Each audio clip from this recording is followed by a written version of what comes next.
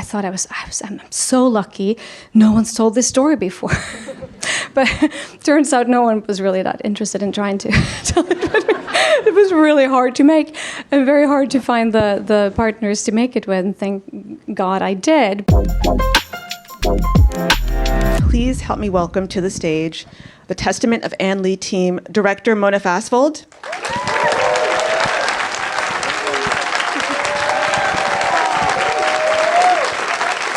Amanda Seyfried.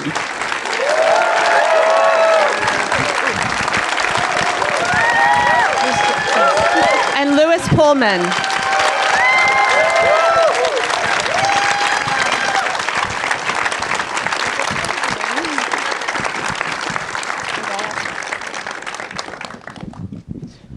Thank you.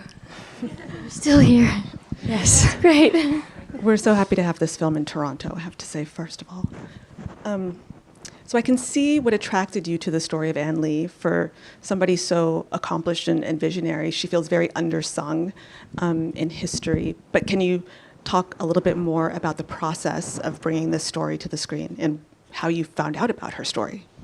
My first entry into this story was actually through the Shaker hymns. So I was doing research on the world to come. I was looking for a song for them to hum or sing, the two women in that film, and I stumbled across Pretty Mother's Home, which is sung in the film by Patsy, and I started reading. I found that hymn. It was from that time period in that part of America, and I thought, the song is so beautiful. I started reading about the origins of that story, and it turned out it was a gift song received by Patsy, who's a freed slave, who was became a prominent leader within the Shakers. And I thought, what is this religion in America in the early 1800s with like an African American female leader?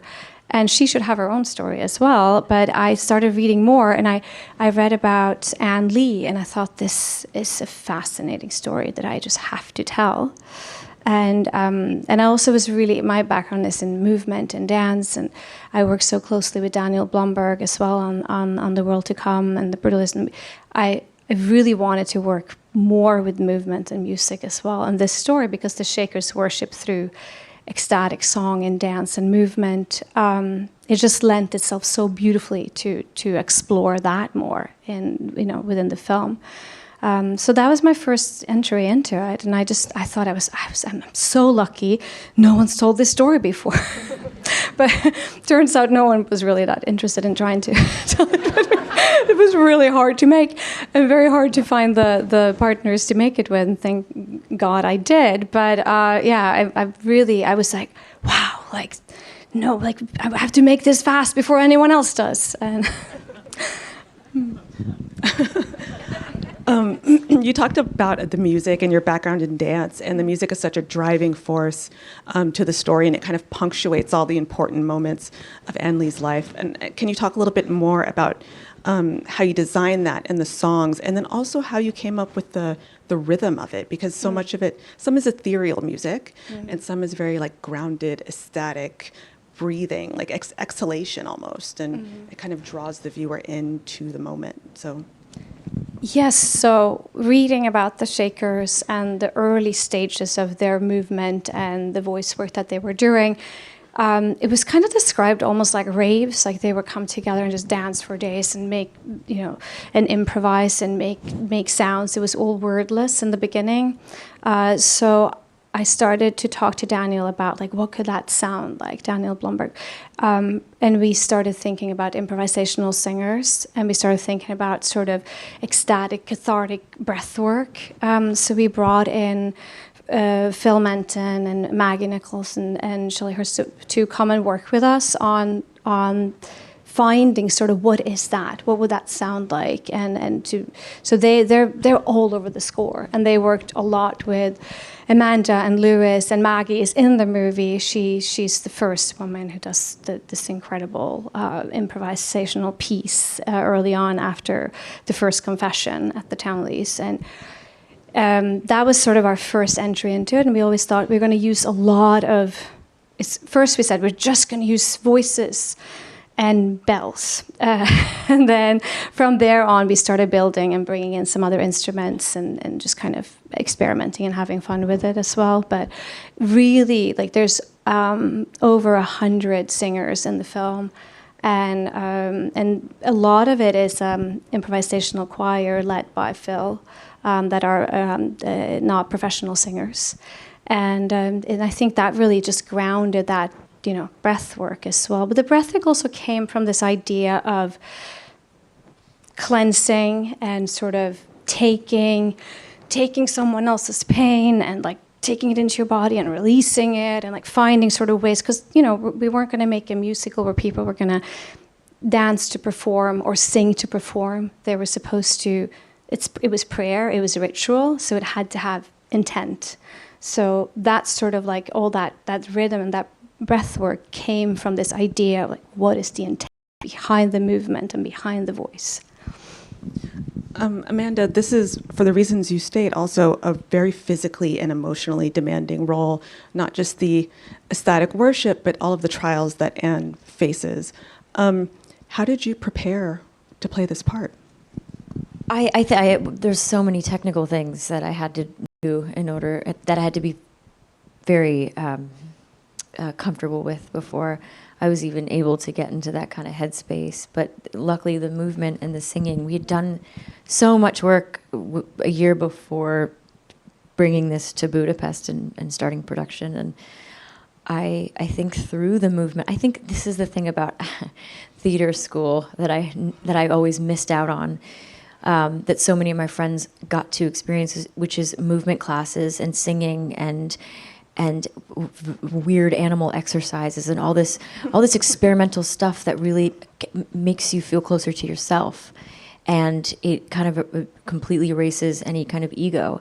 And I got to go through that on this job, especially on this project, because I had to become comfortable with my body moving in different ways, and because of that, I got closer to the source, to Anne, and all the research that you did. The script is so beautiful and so there, and I think I just had a lot of time with her, with Ann Lee, with Mona, and with Ann Lee, and then when it comes to the things that, you know, the thing that scares so many people more than anything in life is to lose your children, and the fact that I portrayed somebody who lost four of her children in quick succession, really, and that being the engine that got to her to where she was, creating this amazing utopia from all that pain. It's so remarkable, but to show that kind of pain, it takes a certain amount of compartmentalizing as an actor to be able to portray it in the way that it, I think, deserves, which is something that people go through every day, all the time. In order to honor Ann Lee, the story, and in general, people who have to go through this, I agreed with Mona. She wanted it to be as realistic and as graphic as possible. And it's scary, but I actually think it's for a reason, a really important reason. So there is just a lot of aerobics, emotional aerobics that I have had to do. And that's what we do as actors and artists. We do that in order to bring the story to life. And it was like the biggest challenge I've had to date. And the reward for that, for me personally, the fulfillment that I received every day on set, as a team, it was just like it was amazing. But yeah, it was you saw it. She led a tremendous, incredible, crazy, radical life.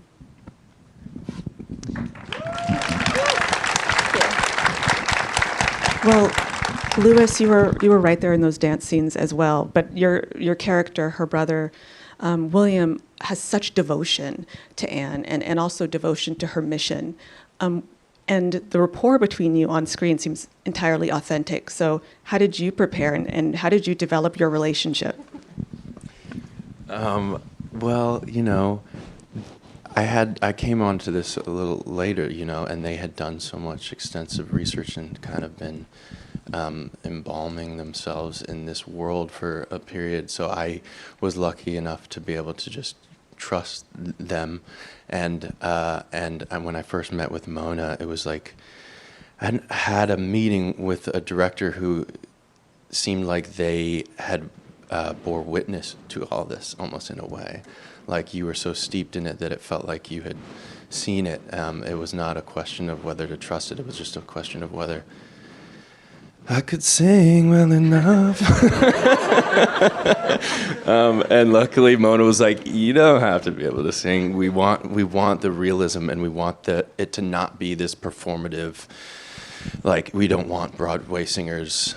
We want, sorry, you're your own breed. You don't, but which makes sense for Anneli, why they all like kind of. Well, she was supposedly an incredible singer. Yeah. She was like this, apparently like this blonde, like tiny, great singer. So it's not Hollywood casting. On. Yeah. But thank God. But everyone else weren't. So yeah, totally. And that was such a relief, and watching it for the first time last week, like I was like, I've never seen. It makes sense why you were so adamantly always like, this isn't a musical. This is, and you came up with many different brilliant terms for it, but like a musical experience, because it's not like everyone is. It's like if everyone in this room started to, in tandem, kind of follow the same like heartbeat and thread in their veins. Do you feel like it? And do you guys want to go for it?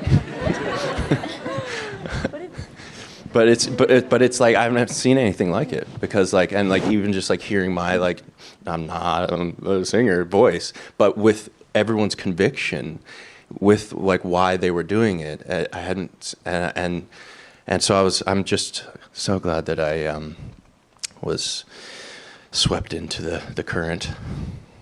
Describing the music like a heartbeat, such a beautiful way to say it, actually, and feels like the truest way to describe what you're doing in this film. This is a person who wanted to start a kind of racially and gender equitable utopia in the 18th century. Her vision is vast in scope, and so the film also has to match that scope. What were the challenges of filming something in a period setting and making it feel epic? The money. I was like, as with The Brutalist, this was not a very sexy elevator pitch. I mean, I thought so. I was like, great, this is going to go great. But no, it was really hard to put together the funds to make this film. And then we had some incredible partners, and we pulled it together. It's similar budget range as The Brutalist. It's tight to do this on that. It is very, very, very difficult, and I don't know. I mean, it's not. I don't know if I even kind of like recommend it. It's not. You just do it because I just felt like she deserved a grand story. I just really, really, really wanted this to be that. That felt like the right way to tell this story. I wanted it to be epic. I was hoping that people would watch the film and be like, should I know who this is? Should I have learned about her in school, perhaps? Because that's what I felt like. That she was so close to being erased from history, and I would say she's probably one of the first, feminist leaders in American history, and we stand on her shoulders, and I wanted to like lift her up and give her that scope and scale, and not just be like, oh, let's tell a story about the day in the life of Anneli. I wanted to take everyone on this epic journey with her. So it was just, it's a lot of old-fashioned tricks. It's someone's like standing off screen, like throwing buckets of water at their faces, things like that we do, that Braid and I do a lot, that we are just looking at, the set extensions are hand painted by this wonderful artist Lee Took, and that's an old-fashioned technique that I find to be really beautiful. It's like slightly painterly and a little bit more artificial than regular VFX, but I like the organic, tactile nature of that, and I thought it was really exciting to bring that back. So I also see it as, constraints or opportunities as well for creativity, and I just have to look at how people used to do it way back, and then try and do it that way, and just I couldn't build a massive ship interior and put it on a ship. We had to go we're on the sea, and we're going to the left, and we're going to the right. All the extras, all the cast, and then the camera move in the other direction, and then So she's still dancing. still dancing, yeah. It's a type of dance. Yeah, so it's, it's a lot of that, which looks so silly when you're doing it, and then, but, I think it works. So not only will this film help Ann Lee's legacy and maybe the Shakers' vision live on, but we were talking about it backstage. What is the Shaker community nowadays? Well, yeah, I mean, there were two when we finished the movie. We dated it because like, what if something happens? Now there's three. So I don't know, but yeah, I mean, I'm not Shaker. I wasn't raised religious at all. I'm interested in what Ann Lee was trying to achieve at the time. I'm interested in her as a historical figure. I'm interested in what does female leadership look like? What does it mean to lead without ego, with tenderness, with gentleness, in a nurturing way? And especially now, I want to talk about that. I want to have a conversation about that over and over and over again, because I think that is exciting. And there's of course the beauty and the simplicity and the asceticism as well. Like in time, we're just consuming and just like ordering shit off Amazon all the time. And they were not going to do it, but we still do it. And the idea of like, having simple, beautiful objects that function and surrounding yourself with simplicity, and there's something there, right? That's interesting to just have a conversation about, without being a shaker. Well, I think you give Ann Lee the story and the scale her vision deserves, and we're super thrilled to have this in Toronto. So thank you for bringing it here.